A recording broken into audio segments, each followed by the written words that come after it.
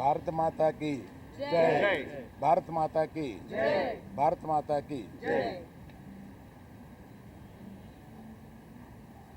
ఈరోజు ఒక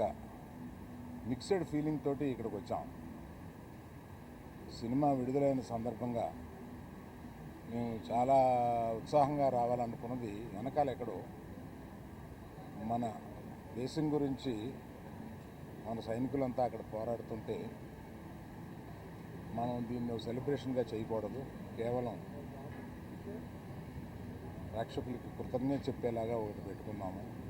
అని అనుకుని కేవలం మా సపోర్టు ఈ సందర్భంగా